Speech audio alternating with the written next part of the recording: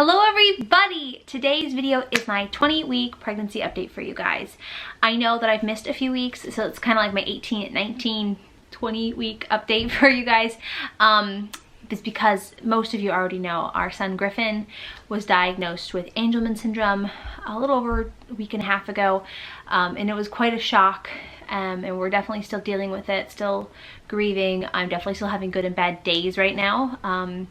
It's really hard to accept the new life for him. And so that's why we missed, if you guys didn't know. And yeah, so we'll talk about the baby and how I'm feeling and cravings and all that good stuff. So we'll get right into it.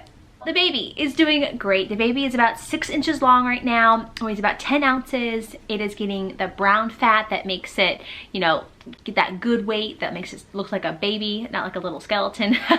The baby's doing really good. The baby is kicking all the time, which is awesome. I love to feel those little kicks. It's such a reassuring feeling. So it's really, really good. We do find out the gender next week. We are very, very excited. I have no idea what this baby is. I am completely, like, healthy is what we want now. Ever since Griffin's diagnosis, like, I've never, like, boy, girl, doesn't matter. Healthy, high-functioning child is all we want. Just because, I mean, you know, when you have a baby that has a disability, it's really, really hard. I don't want to feel that pain again, so one's enough. And you all understand. So I'm really hoping that this baby is really healthy and happy. So we'll talk about how I'm doing and cravings and stuff. So cravings this week, I'm still into peanut butter. I've been extra hungry this week. I've been eating all the time. The baby definitely is needing more. I've been craving a lot of salty potato chips. I've been craving a lot of, like, chicken noodle soup, which is really cool. What is it? Molasses cookies. A lot of good stuff for me. It's kind of like my theme. But I've been monitoring it and still eating healthy apples, salads, and stuff. But yeah, so a lot of sugary, sweet things. This week, how I'm feeling. Baby's moving a lot, like I've said. I've had a lot of lower round ligament pain, especially if I get up too quickly, so that's been not so great. It kind of just really hurts. It just feels like sharp knives in your stomach. Yeah, that's been great. And this week I'm still dealing with a yeast infection, which I know is very normal for pregnancy, which is great. Yeah, and so I'm dealing with that. And another thing happened kind of right around we found Griffin's diagnosis, which I don't know if maybe it was stress related, maybe it wasn't. I started bleeding again, which just added to my emotion with Griffin. I really was upset about it and crying, and I thought I don't know, everything felt like doomsday at that point. I really had a hard time putting things in perspective. I've still sometimes, when bad things happen, things feel bigger than they really are. I think it's just because my emotions are all over the place with hormones and this life and, you know, my job, Will's job. There's just so many things happening right now that perspective is off a little bit for me. But it's getting better each day. I feel like I'm doing well with this pregnancy right now, and it's been a blessing, other than those things that have been happening, the yeast infection and bleeding, all that stuff. But like, moving's been good. I don't feel heavy yet. I still waddle a little bit, but everything feels pretty good. Sleeping has been really hard, especially since Griffin's diagnosis. I'm having a lot of hard time if I wake up in the middle of the night. I can't get back to sleep. My brain can't turn off. And I know that's probably not with pregnancy, but sleep has been definitely difficult. My brain just is in circles right now, and it's hard. Like, it's really hard to put all this in its place and in its home.